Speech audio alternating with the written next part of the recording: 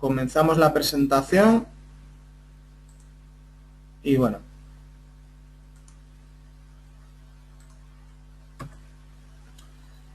La he dividido en 4 partes. En primer lugar, como decía, el objetivo básico es exponer cuál es la situación actual en cuanto a la reglamentación, cuáles son las normas actuales y sobre todo cuáles están en desarrollo.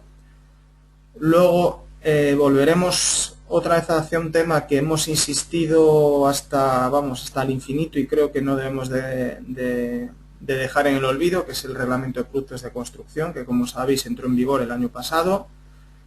Hablaremos también de nuevos criterios de sostenibilidad, que es un concepto que cada vez más os irá sonando o os lo irán pidiendo, luego lo veremos.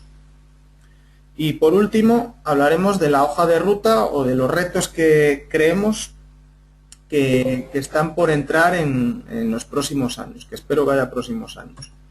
Bueno, en primer lugar, esta imagen o este mapa es para que veáis de manera rápida la presencia que tenemos en numerosos comités.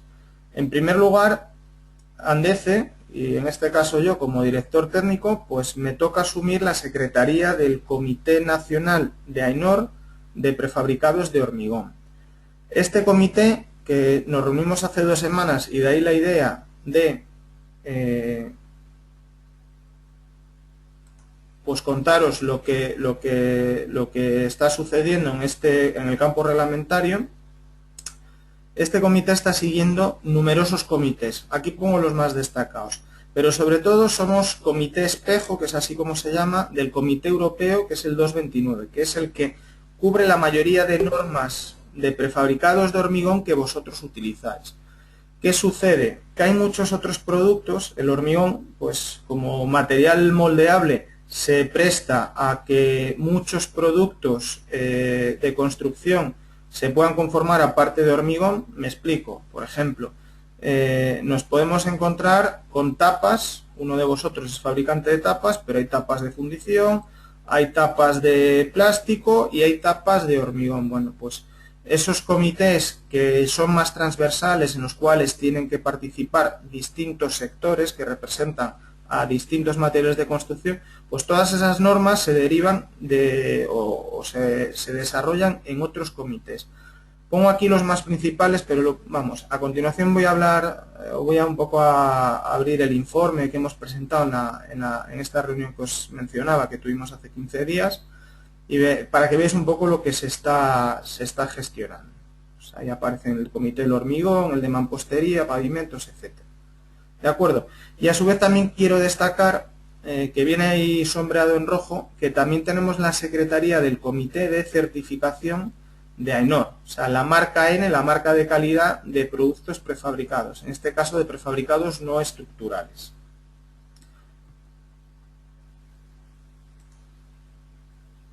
Vale, bueno, pues voy a ir un poco a entrar en el detalle de estos comités, de los aspectos o normas más destacadas que se están llevando a cabo. Este informe, pues si tenéis interés, junto al vídeo de la presentación os lo puedo enviar, con lo cual, para que tengáis, pues si alguno quiere tomar alguna nota, que no se preocupe. ¿De acuerdo? Bueno, pues en primer lugar, como os decía, el comité 127 de prefabricados es comité espejo del 229. En este comité además pues tengo la suerte de asistir como delegado español de AENOR. Voy en nombre de AENOR, aunque sea Andece, representa Andece, allí firmo como AENOR. Y muchas de las comunicaciones que voy recibiendo se derivan de este comité. Voy a tratar de desgranar lo más rápido posible, pues para no aburrir lo que se está llevando en cada uno de estos comités. En primer lugar, la norma 13369, que la mayoría de vosotros tenéis que utilizar porque es la que se referencia en todas las normas de prefabricados estructurales, y ya hay alguna otra norma de prefabricados no estructurales que empieza ya a recogerla o a hacer referencia en algún punto en particular. Esta norma, que se aprobó además la anterior versión hace justo un año, en octubre de 2013, se acaba de aprobar una nueva versión. Tampoco es que introduzca cambios muy relevantes, pero su revisión ha sido motivada fundamentalmente por la entrada en vigor del Reglamento Europeo de Productos de Construcción.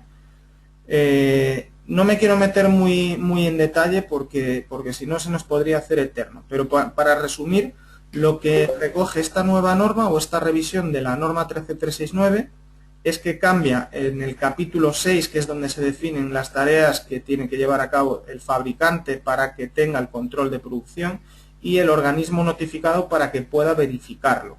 Todo esto al final es la operativa que marca las tareas del marcado C.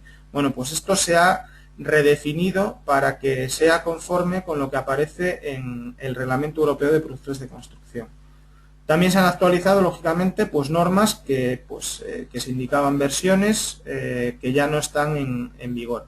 Y además se añade el aspecto de las sustancias peligrosas reguladas. Esto tampoco me quiero meter muy en detalle por lo siguiente. Alguno de vosotros ya me ha consultado algo que es muy habitual, que alguien escucha o alguien le pide y rápidamente pues se pone en contacto conmigo y me pide una aclaración. Oye, que me están pidiendo que declare, por ejemplo, las sustancias peligrosas que yo utilizo. Aquí lo que me gustaría que tuvierais muy claro es que esto está todavía está muy verde. ¿Qué quiero decir con esto? Cada Estado miembro tiene la potestad de establecer unos valores límite para las distintas sustancias peligrosas que en este caso pueden incorporar los materiales de construcción. Aquí, pues para bien o para mal, pero yo creo que para bien, tenemos el parapeto de que nosotros en nuestro propio proceso no añadimos sustancias potencialmente peligrosas, porque lo que hacemos es cocinar o trabajar con las materias primas que otros aguas arriba nos están entregando, es decir, son los cementeros, los aditiveros, los de los áridos, etcétera, los primeros que tienen que asegurarse que ninguna de las sustancias que componen su materia supera alguno de estos valores límite. Por otro lado, hay un reglamento europeo que le llaman el REACH que define una serie de sustancias peligrosas. En ninguno de los casos estamos ni siquiera cerca de la línea de peligro. Quizás sean los aditivos aquellos que, porque son sustancias puramente químicas, que pudieran incorporarlo, pero vamos, vaya por delante que ellos ya están muy metidos en el Comité Europeo, con lo cual deduzco que en ningún caso superarían. Y luego además se van aprobando progresivamente en distintos Estados miembros. Por ejemplo, hace aproximadamente un mes me enviaron el listado de sustancias peligrosas en viviendas, en el interior de viviendas que hay en Bélgica, y bueno, el experto belga o el homónimo belga me decía que en ninguno de los casos había riesgo de que lo superásemos. En cualquier caso, si por la razón que sea alguien nos pide que declaréis o que lo justifiquéis, ya que es algo que además va a aparecer en las normas, de hecho ya aparecían en las primeras versiones de las normas, pero de manera muy vaga, pues me lo consultáis o me enviáis un correo, que yo creo que eso suele funcionar, y yo os contesto. Y yo creo que de esa manera queda más que cubierto. Por otro lado, a pesar de que el Reglamento Europeo de Productos de Construcción entró en vigor en julio de 2013, ninguna norma quedaba automáticamente adaptada al reglamento. El reglamento introduce una serie de modificaciones, entre otras terminológicas. Muchos de vosotros que nos habéis seguido en sobre todo el año pasado, en distintas acciones que llevamos a cabo para explicar lo que introducía el nuevo reglamento, pues la adecuación nunca va a ser inmediata, sobre todo porque las normas siguen un proceso que se suele dilatar durante 2-3 años. O sea, no es que alguien decida cambiar una norma y dentro de un mes ya aparezca la nueva versión, sino que hay unos plazos establecidos que a veces motivan que dentro de los comités se establezcan grupos de trabajo para discutirlo. Bueno, eso al final vas midiendo en el tiempo y se te han ido 2-3 años. En este caso, dentro del 229 hay, si no recuerdo mal, 27 normas, de las cuales pues se tomó una decisión. Yo reconozco que no no estaba muy de acuerdo con ese principio. O sea, de trocear, es decir, se aceptó o se acordó que se adaptase en un primer paquete de 8 normas, que son las que aquí aparecen. Voy citando: la 15.258, muros de contención; 12.843, escaleras; 15.037, partes 1, 2 y 3, es la de sistemas de forjado, vigueta y bovedilla, la parte 1 de viguetas, 2 de bovedillas de hormigón y 3 de bovedillas cerámicas; la 15.050, que es la de elementos para puentes; la 12.794, que es la de elementos para cimentación; y la 14.992, que es la de elementos para muros. Esto está ahora mismo en proceso. De hecho, en enero nos reunimos y se supone que en el siguiente plenario, que se celebra en el mes de abril en Berlín, pues si no hay un aluvión de comentarios que lo puedan ralentizar, estas quedarían aprobadas, con lo cual las nuevas versiones, pues puedo asegurar o atreverme a decir que más o menos en un año queden introducidas. Pero también os digo que desde el punto de vista de la mecánica, de la operativa vuestra de las tareas de marcado C, en teoría no van a llevar ningún cambio sustancial, y si lo hubiese, pues se aclararía perfectamente. Por otro lado, hace un par de años, no sé, no tengo ahora mismo la certeza de que alguno de vosotros haga elementos para puentes, pero vamos, a título informativo, que sepáis que solicitamos que la norma de elementos para puentes volviese a incluir a las pilas y a los arcos, que quedaron fuera, con lo cual pues estamos intentando preparar un borrador que presentar. Y bueno, avanzando, no sé si aquí a través del chat alguien quiere que profundice sobre esto, si no, continúo. Y por último, así como más destacado, dentro del Comité 229 se ha iniciado ya el proceso de desarrollo de una norma para lo que serán las futuras declaraciones ambientales de producto. Luego me voy a detener un poco más porque creo que merece la pena. Y bueno, estamos todavía en la primera fase. De hecho, esta misma semana finalizó el primer periodo y casi podríamos decir que para el año 2016, en año y medio más bien, puedan estar disponibles. Pero luego me meto más un poco en detalle. Como decía, este es el principal comité porque es en el que estamos directamente, es el que nos afecta de lleno, pero como decía, hay muchos otros comités que tenemos o tengo la obligación de seguir, cosa pues que a veces es difícilmente abordable. Son muchas normas. Ahora mismo estaba viendo mi correo electrónico, me han llegado 7 correos de 7 comités en los que estoy. Cada correo pues puede tener un documento o 15 documentos de propuesta finlandesa de cambio del apartado. Bueno, pues al final vas cogiendo un poco la habilidad a qué información pues no te afecta o tienes que descartarla, pero aún así pues tienes que estar vigilante. Así, resumiendo el resto de comités en los que estamos presentes, hay un comité nacional, para el que no lo sepa, pues AEN CTN, pues el AEN es de AENOR, es decir, Comité Español de AENOR, y los que vienen en CNTC son los comités europeos, o sea, esos dos niveles. El 83 SC12 se dedica a la sostenibilidad en el hormigón y la presidencia la lleva la IECA, que es el Instituto Español del Cemento. En este comité estamos fundamentalmente porque se está desarrollando una norma paralela a la nuestra, a la de las declaraciones ambientales de producto, pero para el hormigón in situ. ¿Por qué debemos de estar ahí? Porque con poca dispersión, al final el hormigón que vosotros fabricáis para vuestro propio consumo, pues no deja de ser, al menos evaluado desde el punto de vista medioambiental, prácticamente igual, aunque luego puedan tener otras características, otros controles, etcétera, pero al final el hormigón, las materias primas que se emplean, las instalaciones que tenéis, pues son muy parecidas, con lo cual decir cosas distintas no tendría sentido. Y por eso estamos ahí para trabajar en la misma línea. Continuando, otro comité que también seguimos es el de mampostería, el 125.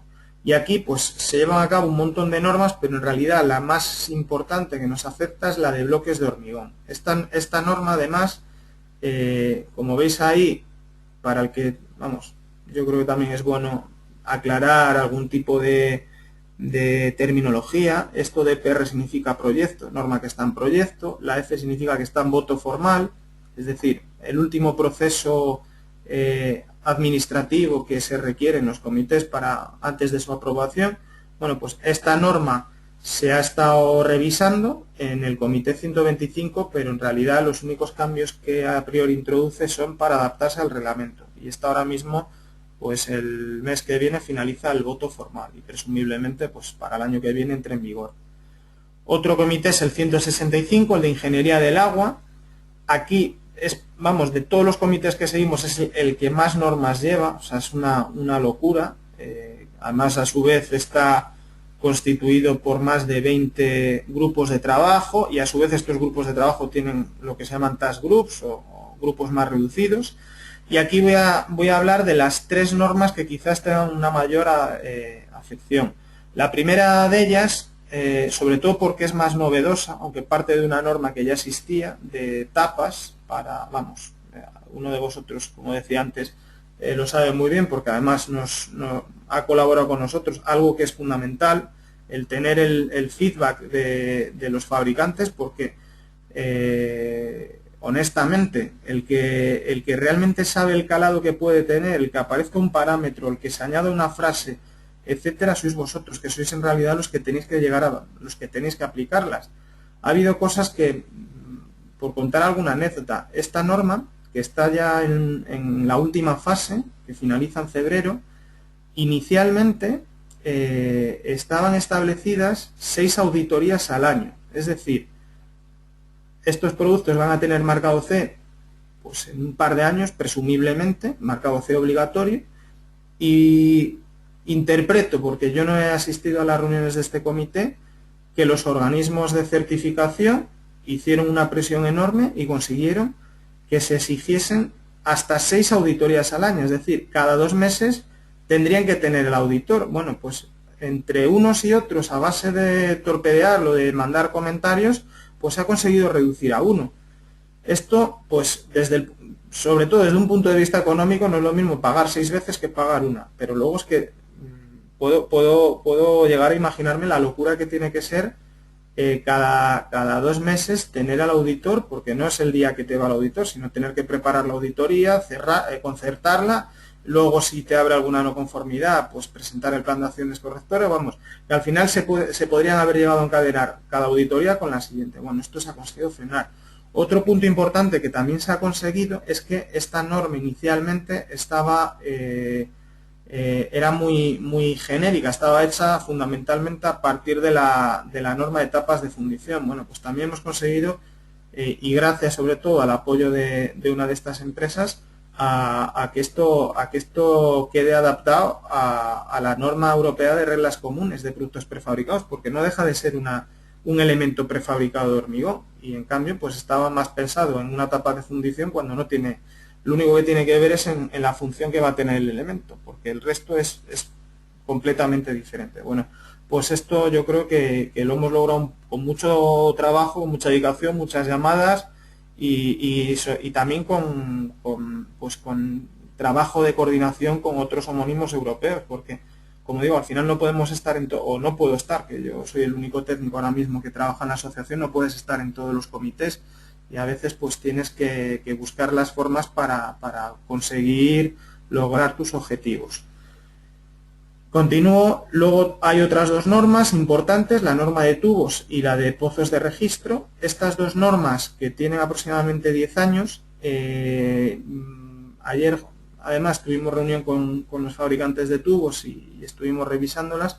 Digamos, hay un aluvión de comentarios tremendo, o sea, que muchas veces hay unos plazos previstos para su aprobación, pero luego esto queda nada, en papel mojado, porque se presentan muchos comentarios, esto obliga a volver a discutirlos, etcétera. Con lo cual tampoco yo creo que merece la pena entrar hoy más en detalle.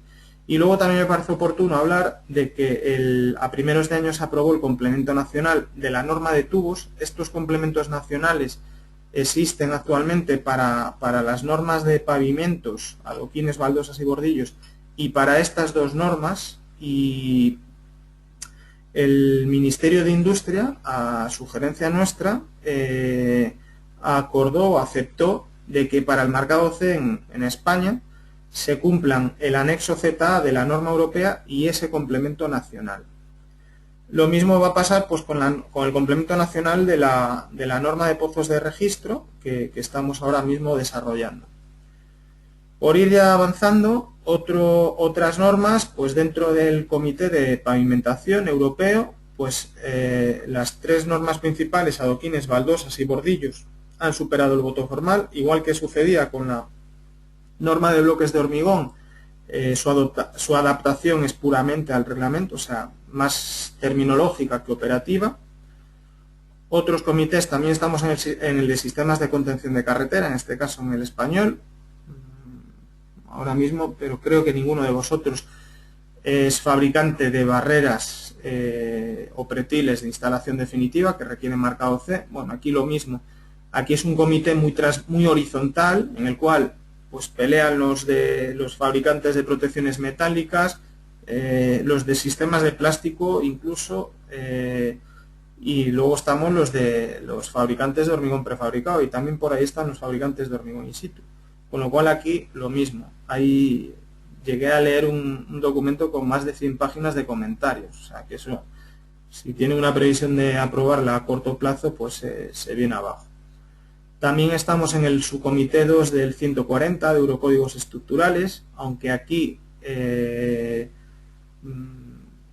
no creemos, a pesar de que pueda parecer que los Eurocódigos tienen una gran importancia, al final en España nos regimos casi exclusivamente por lo que recoge la EH, y la EH a su vez se apoya en buena medida, sobre todo en la parte de cálculo, en el código estructural de hormigón, el Eurocódigo Estructural de Hormigón, y luego además comentaré justo ahora a continuación hablaré de los trabajos del código estructural. Y otros comités que seguimos, el de sustancias peligrosas, que ya comentaba antes, el de sostenibilidad en la construcción, que además pues yo ocupo la secretaría del comité espejo en la parte de edificación, y luego hay otro que es el de fotocatálisis. Bueno, pues esto, para que veáis un poco la idea y seáis conscientes de la gran amplitud o presencia en distintos comités. Ya digo que luego en los comités pues pueden ser más o menos activos, pero hay que estar siempre vigilantes. Y ahí pues yo creo que es importante también, y yo creo que puede servir para que lo veáis y animaros a participar, o sea, que haya un flujo de comunicación, porque a veces dedicar media hora en ver un documento pues puede servir para el futuro ahorrar muchas horas, porque se haya introducido algún parámetro que nos venga en contra. También aquí pues trabajamos con la tranquilidad que Andece no trabaja solo, sino que hay otros Andeces de otros países que también tienen presencia, e intentamos a través de BIBM, que es nuestra patronal europea, de tenerlo debidamente coordinado. O sea, sabemos quiénes están en otros comités. Por ejemplo, la pasada semana un representante de la asociación francesa pues nos pidió el voto positivo para una norma que se está llevando en el comité de pavimento. Pues mira, no teníamos previsto posicionarnos, nos ha pedido un voto positivo y lo vamos a poner, porque sabemos que en otros casos ese apoyo pues será recíproco. Bueno, volvemos otra vez a la presentación.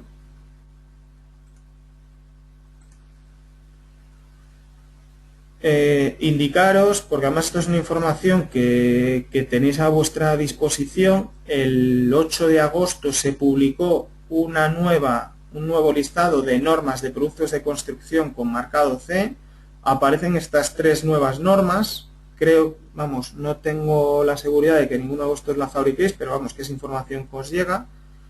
Y por otro lado, hay otras dos normas cuyas versiones actualizan a las anteriores. Por ejemplo, la de elementos estructurales lineales, que actualiza la anterior. No tiene a priori ningún cambio operativo, sobre todo porque se añadió un anexo y se amplió el alcance de la misma. Y bueno, sabéis que prácticamente, la práctica habitual es que se establezca un periodo aproximado de un año, que le llaman periodo de coexistencia. Lo que yo sugiero en estos casos es que cuando toque hacer la auditoría, es decir, estamos dentro de ese periodo de coexistencia significa que tú no lo tienes que aplicar obligatoriamente, pero dado que las auditorías, las visitas del organismo de certificación son una vez al año, pues si por ejemplo estamos a 7 de noviembre, estamos ya dentro de ese periodo, no tenga sentido esperar a que finalice dicho periodo, sino que ya tengamos en cuenta esa versión, ¿vale? Porque en teoría la siguiente auditoría ya sería en noviembre de 2015 y ya se hubiera superado, con lo cual nos podríamos pillar los dedos, con lo cual lo normal, lo coherente es que se haga de esa manera. Y como decía, toda esta información os tiene que llegar. También quiero aprovechar la ocasión, pues no sé en qué medida sois activos o esta información pues le dais valor, pero cada mes o cada 2 meses, en función de que aparezcan normas, muchas de las que hemos ido citando, emitimos una nota en la cual se resumen todas estas normas. Esto es una información restringida solamente a los asociados. Voy a hacer aquí rápidamente el ejercicio para que veáis cómo hace. Yo si pincho ahora aquí en este enlace, pues tiene que llegar, pues normalmente lo publicamos en el boletín técnico de Andece.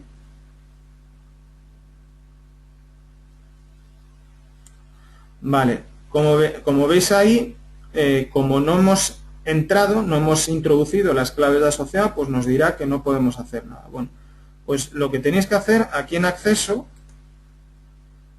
si no tenéis las claves, las podéis solicitar a vuestro gerente o directamente me las pedís a mí para introducirlas. Y esto os dará acceso no solamente a esta información, sino a mucha otra que vamos alojando en esta parte restringida. Bueno, le damos a iniciar sesión y nos llevaría al panel general donde está toda esta información, ¿vale? Todo esto aparece siempre en la parte de temas técnicos. Como veis ahí, actualidad normativa. Bueno, pues la última es de septiembre, o sea, es de no hace mucho.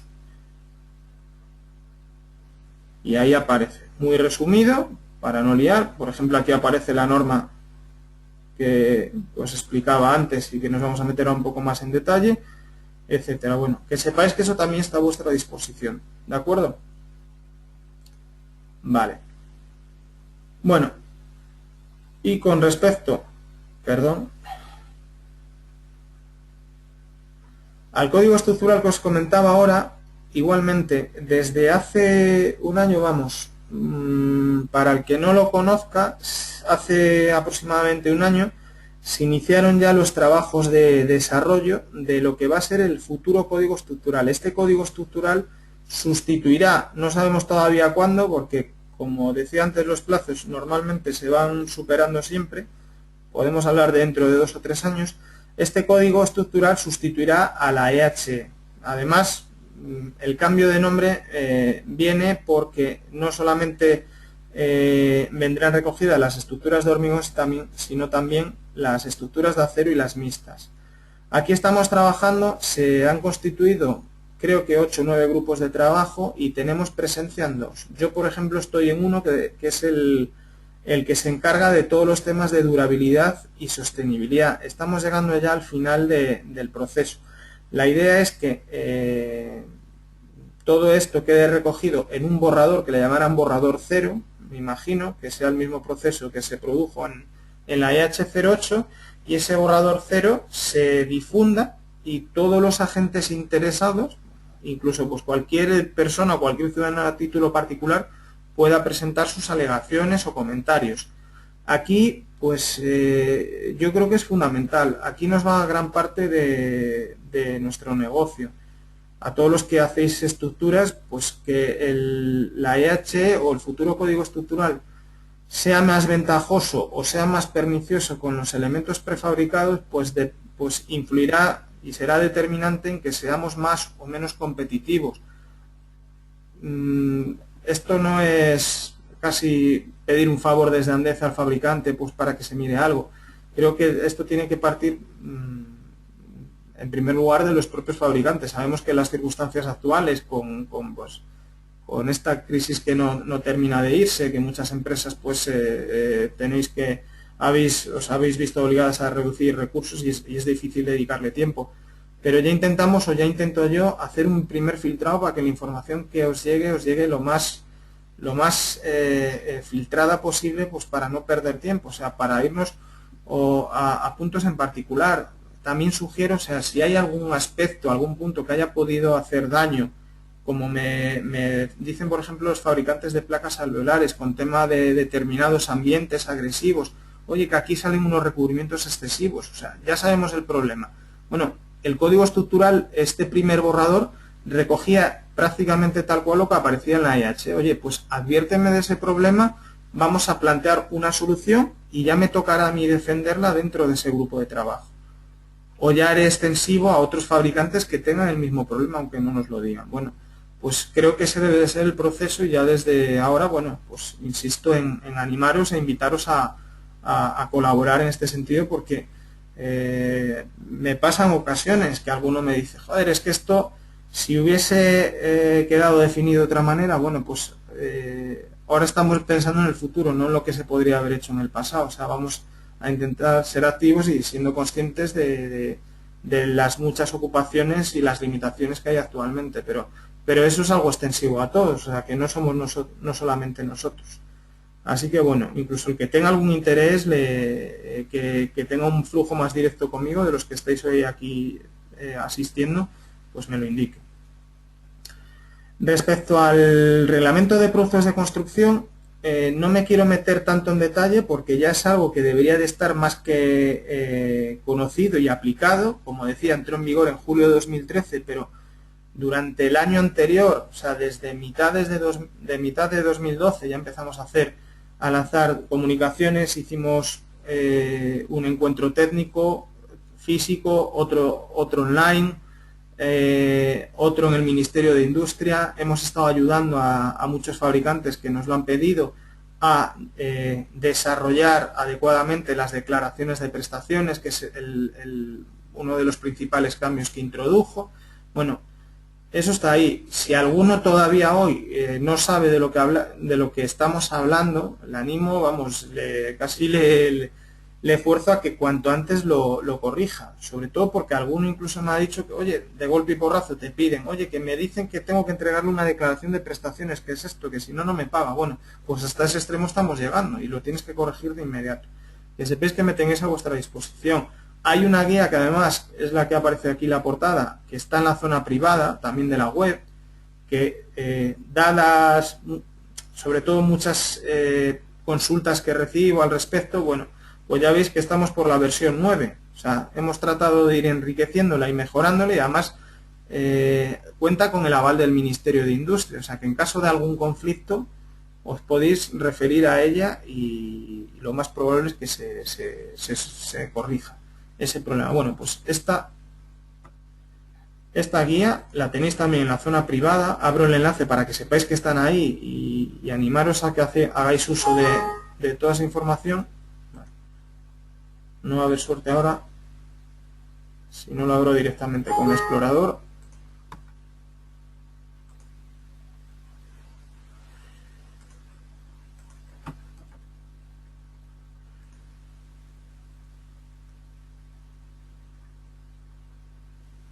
En la zona de asociados,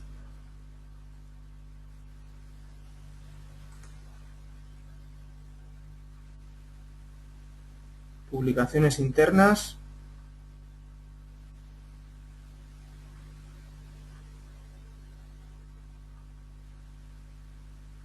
y ahí, en primer lugar, ya aparece aquí, ¿de acuerdo? Y le daréis ahí a descargar y la tenéis con vosotros. Vale.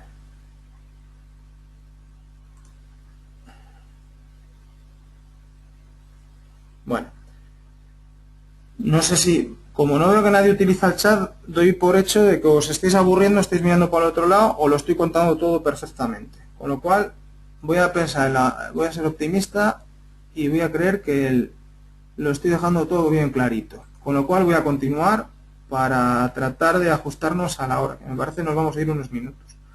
Pero vamos, espero que sea para bien. Vale. Bueno, El tercer aspecto en el cual quería detenerme es el de la introducción de nuevos criterios de sostenibilidad. Cada vez más, y no solamente en nuestro campo de actuación, el aspecto sostenible, o sea, lo sostenible vende. Ponemos la radio y alguien añade el calificativo de sostenible. Bueno, pues esto en la construcción ya es una realidad. Es algo que ya hay un proceso iniciado y que ya no hay vuelta atrás. Pero ya también, igual que comentaba antes, esto que no asuste. Además creo que el abogar por la sostenibilidad de alguna manera debería de servir para mejorar nuestra competitividad, el de nuestro sector, porque tenemos potencial para ello. Bueno, en este sentido hay un aspecto estratégico clave, que es que Andeze, desde el año 2008, tiene la Secretaría del Comité Nacional de AENOR, el 198, en la parte de edificación, de sostenibilidad, que es el más activo de todos. Y es yo también tengo la fortuna pues de actuar de secretario. ¿Qué significa esto? Que tenemos cierto control. Nos permite saber qué están haciendo otros sectores al respecto. Tener capacidad de influir y también pues de lucirse. Yo por ejemplo, este pasado lunes estuve en la Escuela de Aparejadores de la Politécnica de Madrid dando una charla sobre prefabricación. Pues en la típica conversación previa le añadí este aspecto y vamos, se le iluminó la vista. Oye, ¿por qué no vienes otro día a hablar de sostenibilidad? Bueno, pues esto yo creo que es útil, porque si otro día voy a hablar de sostenibilidad, pues voy a hablar de los sostenibles que son nuestros productos o nuestras soluciones constructivas. Con lo cual yo creo que es un aspecto clave y también quiero haceros partícipes. Sin meterme en definiciones terminológicas, porque al final la sostenibilidad recoge a su vez un montón de factores o de características que van pues ligadas al ciclo de vida, a temas de eficiencia energética, aspectos ecológicos, calidad, etcétera. Bueno, aquí hay un aspecto que es más de tipo conceptual, que hay pues muchos agentes interesados que dicen, no, yo lo mío es sostenible, no. Yo creo de alguna manera me he adueñado de un apunte que me hicieron hace no mucho, que me decían que al final, mira, déjate de sostenibilidad, al final es construir con sentido común. O sea, justo lo que no hemos estado haciendo durante todos estos años. Tengamos o no culpa de ello. Pero bueno, esto por hacer ese pequeño hincapié en lo que es la sostenibilidad. Y lógicamente todo esto tiene que cuantificarse en normas. En este sentido, hay unos métodos de evaluación. Luego me voy a poner el ejemplo del sello LEED, que es algo que más de uno y además de manera creciente me va preguntando, oye, que me están pidiendo esto, ¿qué es? Bueno, luego me detengo y lo comento. Al final, dentro de este caos de normas o de métodos de evaluación de la sostenibilidad, los sectores de materiales de construcción, sobre todo porque ya lo tienen arrancado, nos estamos basando en lo que se está desarrollando dentro del Comité Europeo de Normalización, DECE. ¿De acuerdo? Y en este sentido, ya avanzaba antes de que tenemos ya el primer borrador del proyecto de norma que permitirá determinar lo que se llaman declaraciones ambientales de producto. ¿Qué es esto de una declaración ambiental de producto?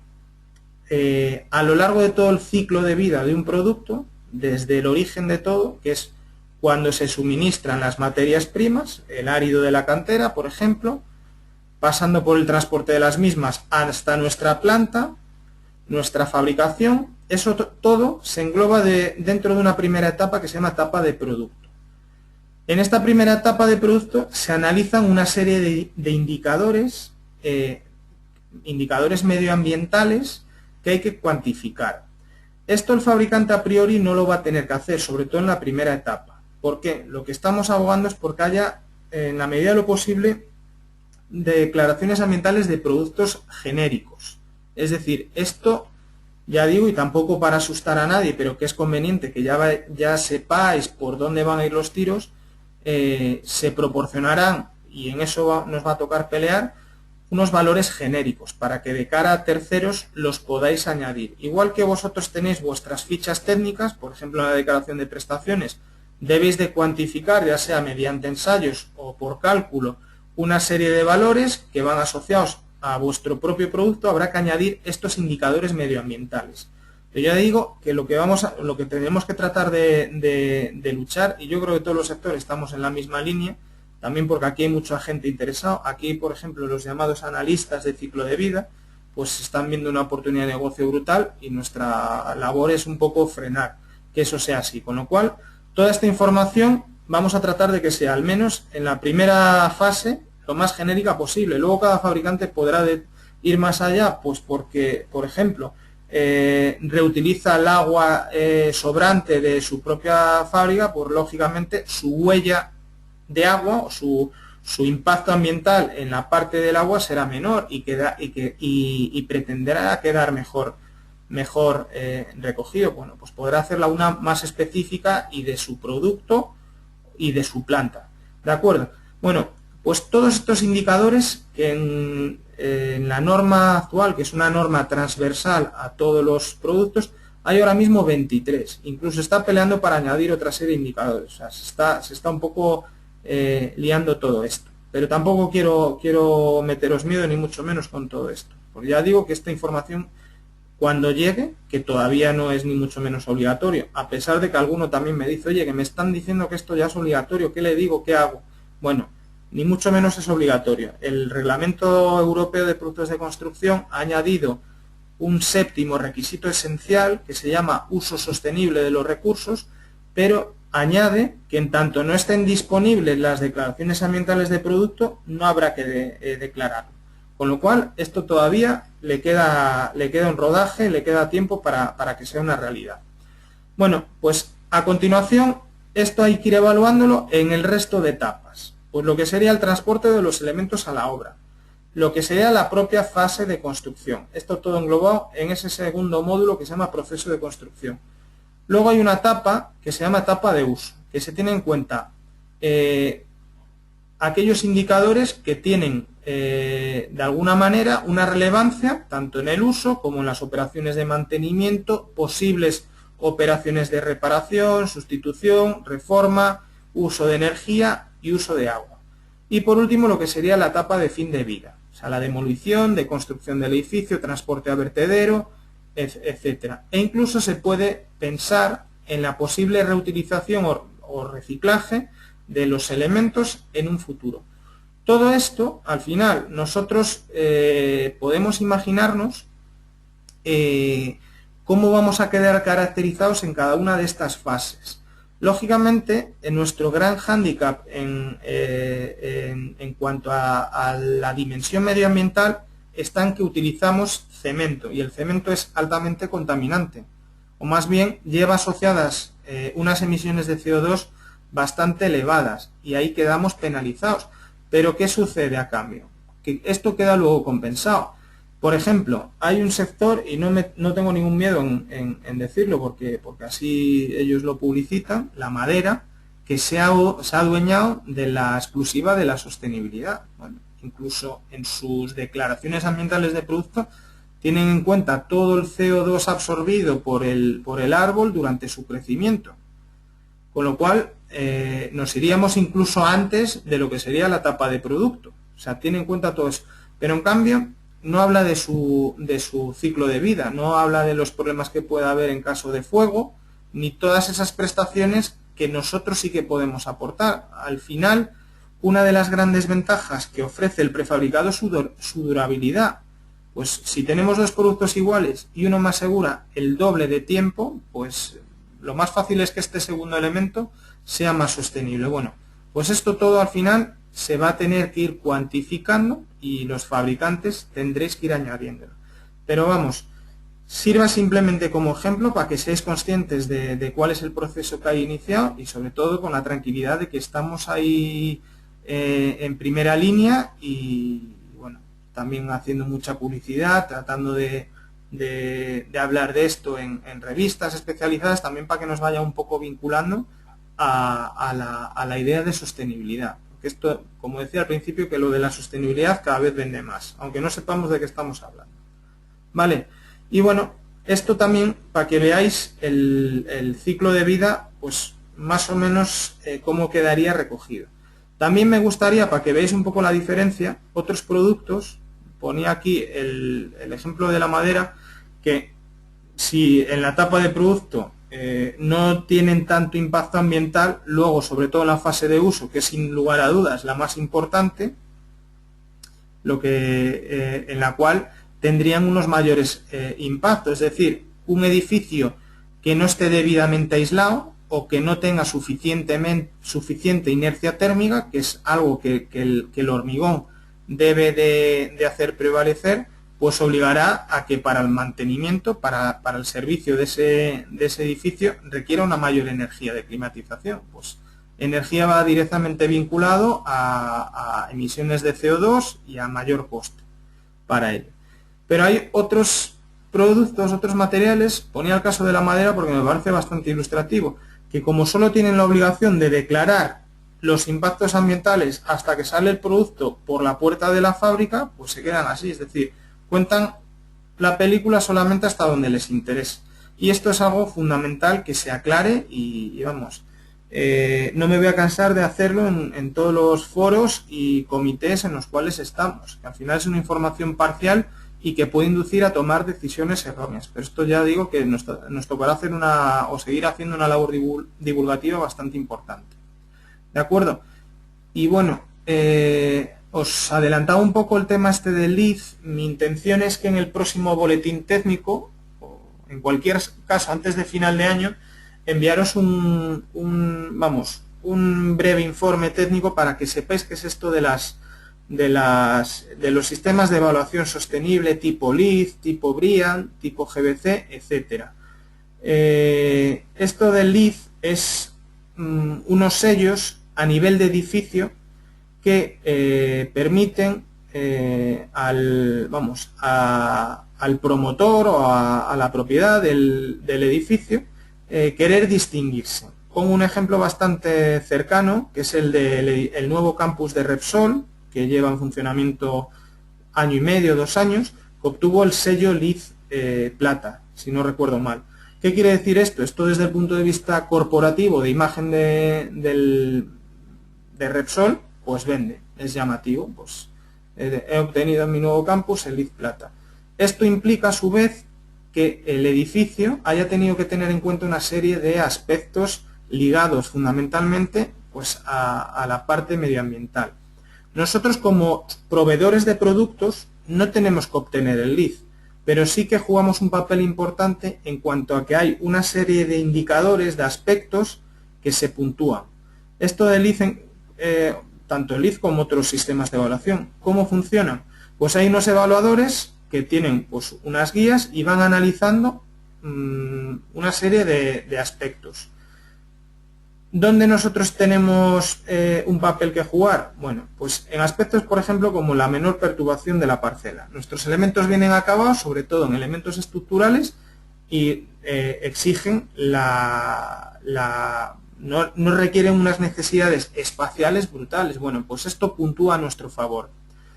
Por ejemplo, el tema que citaba de la inercia térmica, pues contribuye a mejorar la eficiencia energética. El hecho de que los elementos puedan reciclarse, tanto el hormigón como el acero de las armaduras.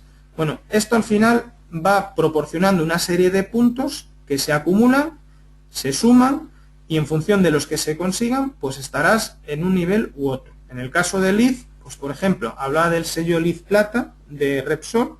Eso significa que el nuevo campus, una vez evaluado, haya obtenido entre 50 y 59 puntos. Esto a título informativo. Lo que yo pretendo con esto es explicaros por escrito qué es esto y en qué parámetros podemos aportar puntos o podemos ayudar a obtener esos puntos o créditos, para que de cara a vuestros clientes, cuando os lo demanden, sepáis de qué os están hablando y podéis incluso pues hacer una especie de ficha técnica y bien indicado. Esto ya digo que se os enviará y vamos, doy por hecho que cada vez más os van a pedir, porque vamos, sobre todo en 2014 ha habido un crecimiento en cuanto a peticiones en este sentido, sobre todo en edificios pues más de empresas multinacionales que quieren de alguna manera destacarse por una cuestión puramente de imagen. Pero supongo que esto al final se acabe trasladando a a otros tipos de edificios. Aunque lleve un sobrecoste, luego hay un retorno claro al respecto. Y un poco por ir cerrando la intervención, para que yo creo que nos estamos ajustando al tiempo, aunque me haya ido unos pocos minutos, pero yo creo que merece la pena. En los próximos años, ¿qué se avecina? Bueno, lo primero, la intención del Comité Europeo de Normalización es no normalizar más, es decir, no se van a crear más normas porque sí. En una reunión que estuve hace menos de un mes en Bruselas, pues por ejemplo, los representantes daneses pedían la creación de una nueva norma de balcones prefabricados, y lo que se está ahora tratando de analizar es si esos elementos son susceptibles de entrar en alguna de las normas que ya hay. O sea, tenemos, creo que son más de entre 30 y 35 normas de productos prefabricados de hormigón. Creo que somos el segundo sector con más normas. Al final, muchas de las normas tienen un cuerpo común. Las de estructurales prácticamente en un 90% se apoyan en la 13369. Con lo cual, salvo que se generen nuevos productos, que va a ser difícil, en los próximos años no hay intención de crear nuevas normas, con lo cual ahí también daros cierta tranquilidad. Lógicamente las normas son muy mejorables, estamos todavía aplicándolas, y sobre todo sobre todo a nivel de normas nacionales se está tratando de ir eliminándolas para tratar de converger hacia normas comunes, hacia normas que sean horizontales a cualquier país, al menos de la Unión Europea. Y yo creo que esto es lógico, porque muchos de vosotros, sobre todo en la situación actual, os habéis visto forzados a vender fuera de España, y lo poco razonable es que allí tengáis que trabajar con normas distintas. Con lo cual, yo resumiría en esos tres aspectos lo que entiendo o se aventura que va a suceder en los próximos 3, 4, 5 años. Luego hay otro aspecto que yo creo que no hay que olvidar, que es calidad o precio. ¿Qué quiero decir con esto? Sobre todo por la situación presente, pues atendemos a bajadas de precios que es casi inevitable creer que van ligadas a bajar calidad. Cada uno es libre de actuar como crea oportuno y pelear con sus armas. Nosotros como asociación es lógico esperar que si estamos presentes en tantos comités, pues defendamos la calidad, al menos que se asegure un nivel mínimo de calidad, que es lo que viene directamente relacionado con la aplicación de las normas, a pesar de sus imperfecciones. Si no, no tendría sentido. Incluso creemos que el valor añadido hay que darlo a través de esto. Si no, al final el daño es para todos. Si en un sector en particular, o un grupo de fabricantes que hacen un mismo producto, y hay unos pocos pues que abogan por bajar esta calidad, al final acaba afectando al resto, y al final lo que daña es al propio producto, a la imagen que pueda tener ese producto en el mercado, y el daño al final acaba siendo para todos por igual. Y yo creo que hay otros competidores, y seguro que pondréis ejemplos o conoceréis casos que desmonten esta idea, pero yo creo que debemos de apostar por ello. Al menos desde la asociación ha sido la política siempre, y creo que va a ir por ahí. Inclusive a más calidad, ya sea a través de las marcas de calidad tipo N de AENOR, sellos distintivos de calidad como es el sello CETAN, de prefabricados estructurales, etcétera. Y yo creo que desde el punto de vista, y va ligado a lo anterior, desde el punto de vista comercial, y esto he tenido un montón de conversaciones al respecto, a mí me parece casi algo obvio el demostrar. Voy a poner ahora, yo creo que va a ser bastante ilustrativo las siguientes diapositivas al respecto para explicarme. Y sobre todo mejorar la participación, ese flujo que indicaba antes entre nosotros como representantes o voz autorizada de la industria, pues que no os limitéis a ser un sujeto pasivo que recibe esta información y ahí queda. Y cuando tiene un problema llama a ANDECE y trata de corregirlo, sino, ya digo, tener la seguridad de que os llega la información lo más filtrada posible, para que si hay algún aspecto que creáis que sea atacable, defendible o mejorable, nos lo hagáis saber, porque para algo estáis dentro de un club como puede ser una asociación. El resto de sectores lo hacen, y yo vamos, lo experimento cuando estoy en comités transversales y veo otros sectores que lo hacen de esa manera. Con lo cual, bueno, que seáis también conscientes de ello. Y por lo que decía, desde el punto de vista de la imagen o de sacar provecho de toda esta normalización. Al final el prefabricado, yo creo que esto es bastante ilustrativo. Dentro de toda la gama de materiales de construcción tenemos un valor añadido, tenemos un potencial que hay que sacarle valor. Y esto al final va a ir inevitablemente ligado a ofrecer soluciones más sostenibles dentro de todas las acepciones que pueda encontrar el término.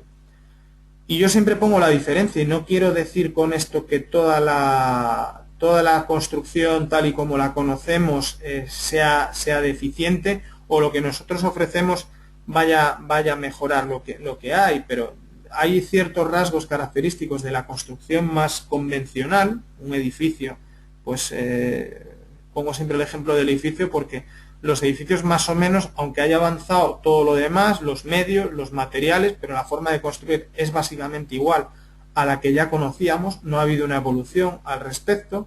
En cambio, la construcción, que es más industrializada, elementos que se traen de fábrica, que se ensamblan, que reducen al mínimo posible las tareas a ejecutar en obra, con todas las incertidumbres que puede llevar eso asociado, con toda la falta de experiencia o de cualificación de los operarios, porque es que no se puede comparar lo que nos encontramos en las obras al conocimiento, a la cualificación, a las instalaciones, al simple hecho de que estáis trabajando bajo techo, que los rendimientos obviamente tienen que ser mayores.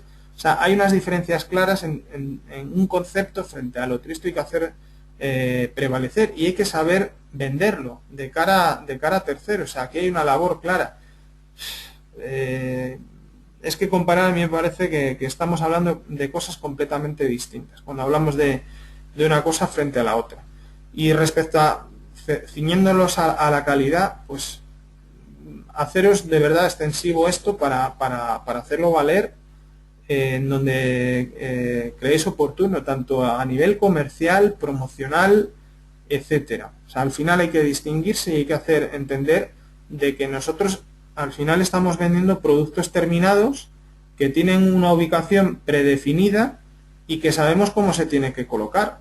O sea, no es algo que todavía quede a merced de que le llegue a quien esté en la obra, a que ese día llueva, haga viento, etcétera. Eso hay que hacerlo prevalecer. Y bueno, creo que con esto voy acabando. Aquí un poco una imagen un poco más graciosa para haceros ver la diferencia, y creo que no cuento nada nuevo. Y nada, por último, todo esto, para el que no lo sepa, hemos arrancado hace poco más de un mes con un máster internacional de prefabricados, sobre todo con la idea de tratar de ir supliendo la falta de formación que hay en las escuelas universitarias en cuanto al prefabricado. Es decir, yo tengo la titulación de ingeniero industrial y no sé si el término prefabricado, tuve la suerte de que algún profesor me lo explicase o me dijese qué era. O sea, me lo he encontrado cuando he empezado a trabajar. Bueno, pues tratamos un poco de suplirlo.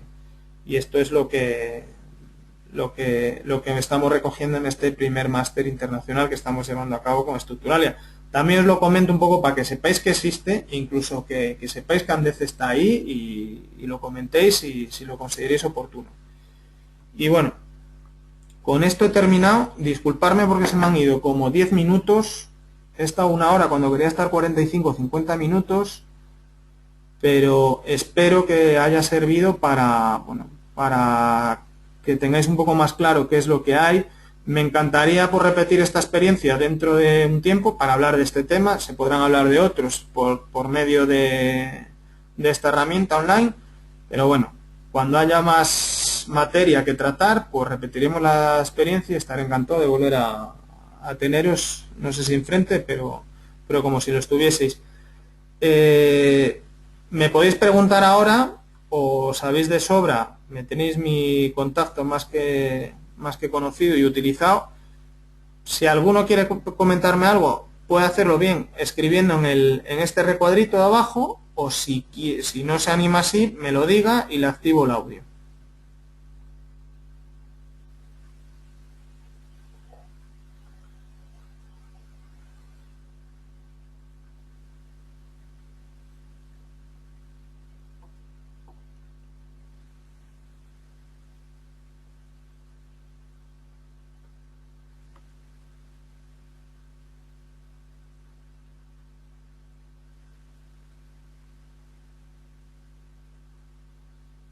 ¿Nadie se anima?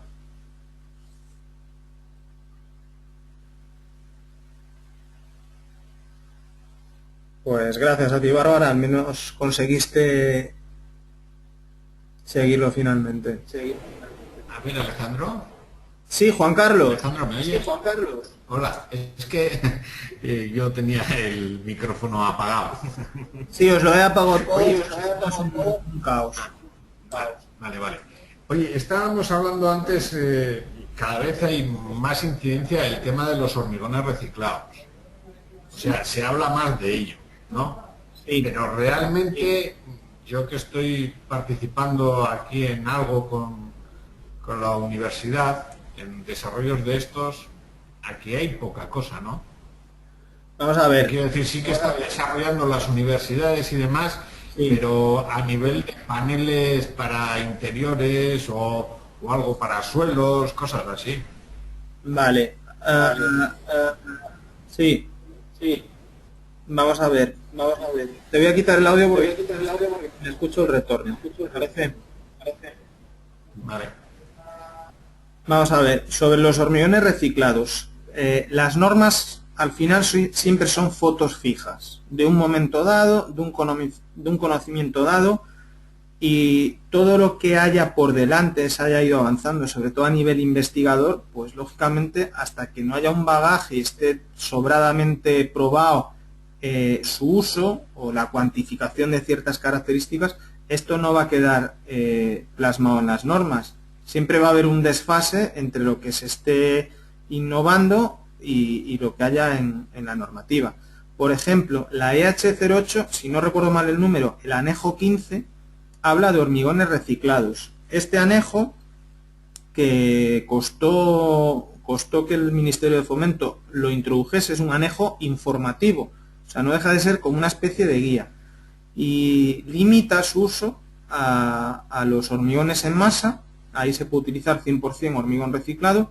Y en hormigón armado, si no me equivoco en las cifras, hasta 40 megapascales de resistencia característica y hasta un 20% de contenido de árido reciclado, procedente de residuos de hormigón.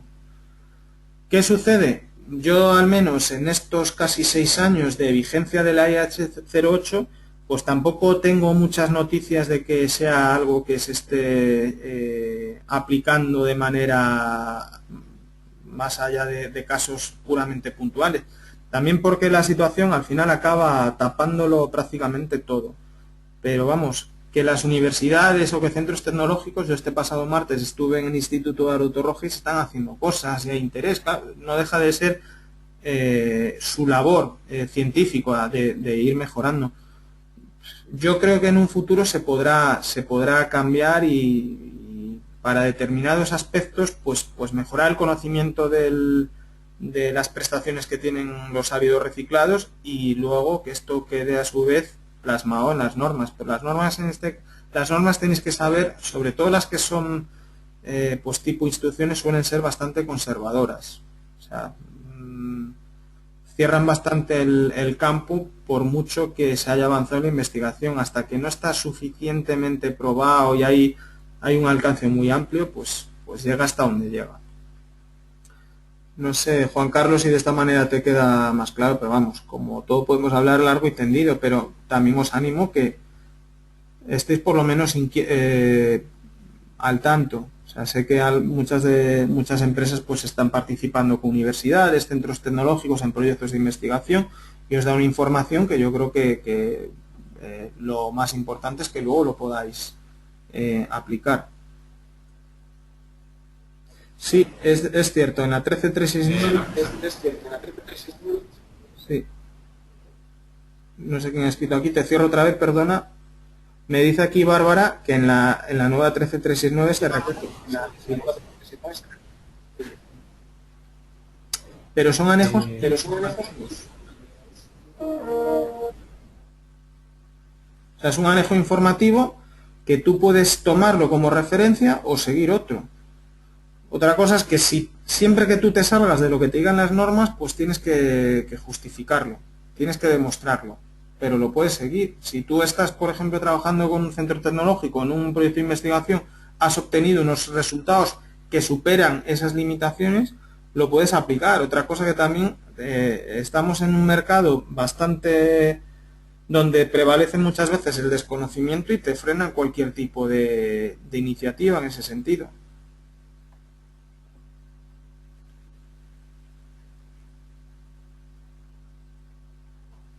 Alejandro. Sí, Juan. Alejandro. Vamos a ver, yo, efectivamente, nosotros estamos participando en un desarrollo de todo esto, pero yo ahora, o sea, a título comentario, lo que estamos viendo es que una cosa es lo que se pide, las características técnicas que se pide a los hormigones de hoy en día, que bueno, los reciclados desde luego están muy lejos de todo ello. Sí, sí, sin duda. Pero es como todo. Yo aquí creo que es más una cuestión de cara a la venta, por ejemplo. Me explico. En las declaraciones ambientales de producto veis que el último módulo era el de entre otros, pues hablaba de la reciclabilidad. Pues un factor a nuestro favor, poder decir que el 100% del hormigón es reciclable y el 100% de las armaduras de acero son reciclables, pues un punto a nuestro favor. Eso no quiere decir que sea competitivo tanto económicamente como técnicamente el reciclarlo. Pero oye, ¿por qué no vamos a decirlo? Es una prestación añadida que estamos dando. Igual en un futuro, cuando haya que reciclar el material, pues sí que es técnica y económicamente competitivo. En cuanto al uso actual, pues os puedo decir que hace años se hicieron pruebas en una serie de fabricantes con plantas móviles de reciclado y no interesaba. Vamos, tampoco lo vamos a estar aireando. Nosotros que nos digan, oye, ¿es reciclable el hormigón? Sí, es reciclable. Bueno, pues que quede ahí. Y luego en cuanto a las prestaciones, evidentemente, no puedes esperar lo mismo un hormigón al uso con las características que tiene un hormigón hecho parcial o totalmente con árido reciclado procedente de residuos de hormigón. Hay cambios. De hecho, tenemos una monografía de H bastante buena de hace 6-7 años, que además fue la que sirvió básicamente para hacer el anejo 15 de la EH08, que pone números. Pero vamos, como todo, dentro de esos números pues habrá márgenes y eso es algo que habrá que seguir indagando. Pero tampoco como ANDECE tampoco está nuestro principal objetivo en fomentar el uso de los áridos reciclados. O sea, nos quedamos ahí y creo que es más que suficiente.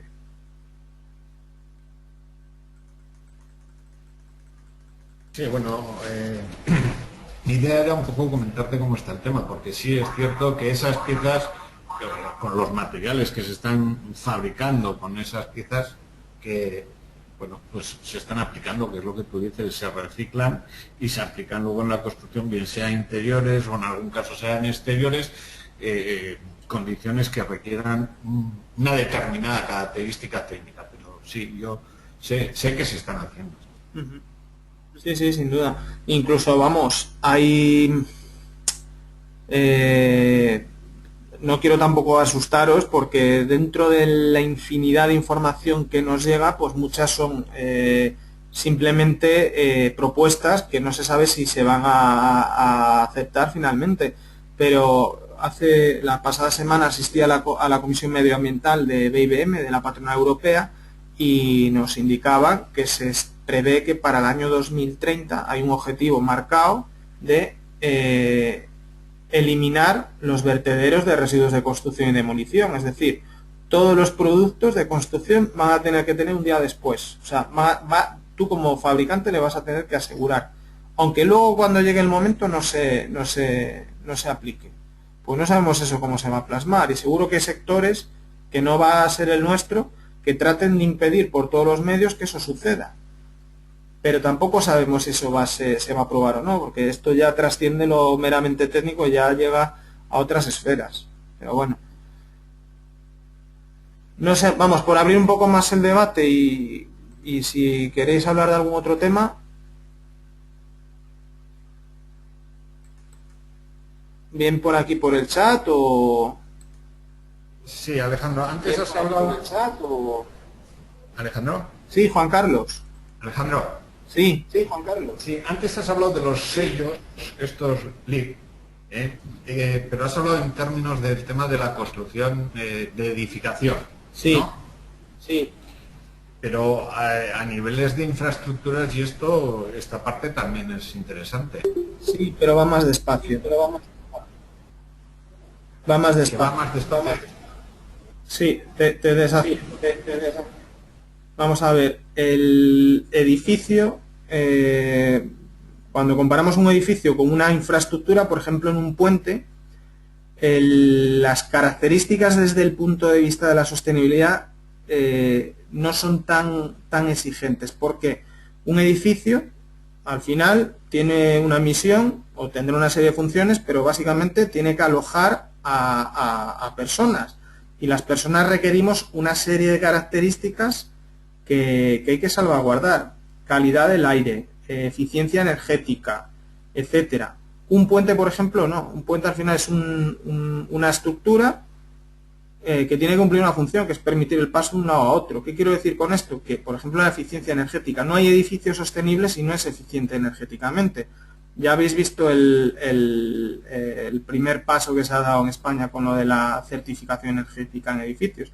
Se hace fundamentalmente para ir concienciando a la ciudadanía con estos aspectos. Quiero decir con esto que la ingeniería, las obras civiles, se está avanzando en la parte de normativa, pero se están apoyando sobre todo en lo que ya se ha ido avanzando con la parte de edificación. Aquí me he ceñido solamente a hablar de la parte medioambiental, pero todavía está en desarrollo la parte social y la parte económica. Vale, pero vamos, tampoco me quiero extender, incluso, vamos, esto de hecho ya lo hice hace casi 2 años, un webinar solamente para hablar de sostenibilidad, con lo cual, vamos, ya tengo una idea para una futura sesión, en un par de meses, hablar de este tema, y para dejarlo un poco más claro.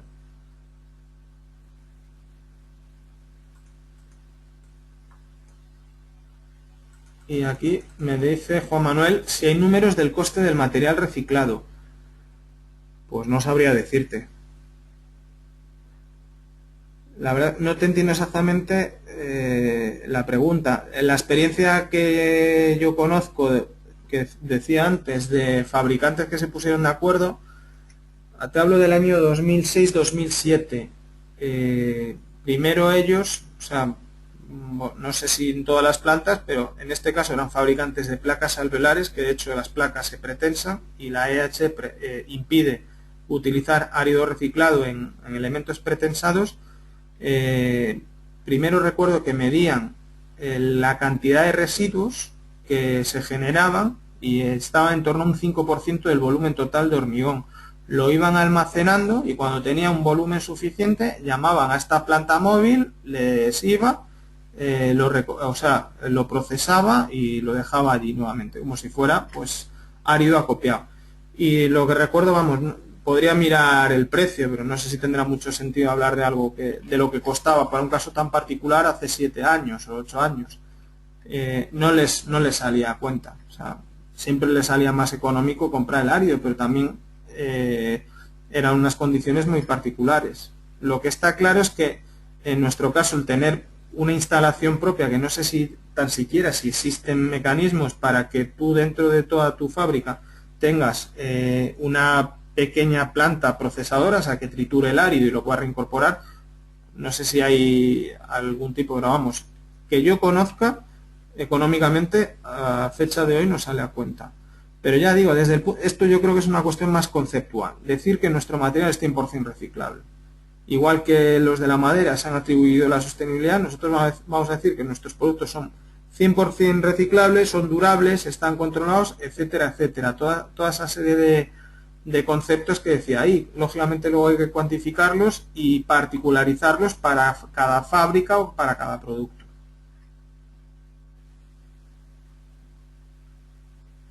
No sé si te contesto más o menos así.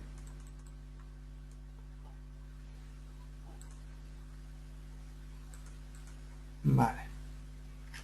Pues no sé si tenéis alguna pregunta más. Y si no, ya digo, vamos, que me tenéis, no voy a decir las 24 horas, pero casi. No queda otra.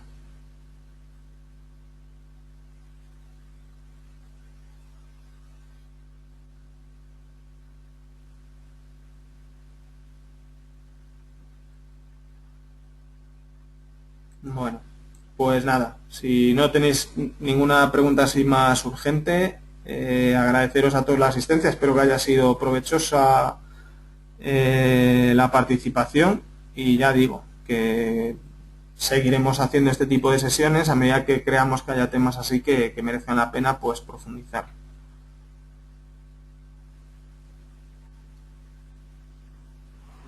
Muy bien, pues muchas gracias, Alejandro, porque yo la verdad es que me ha parecido muy interesante. Pues nada, me alegro, Juan Carlos, un abrazo.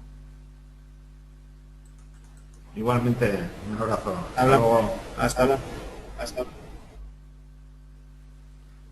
Pues nada, me despido de todos y nada, hasta la próxima.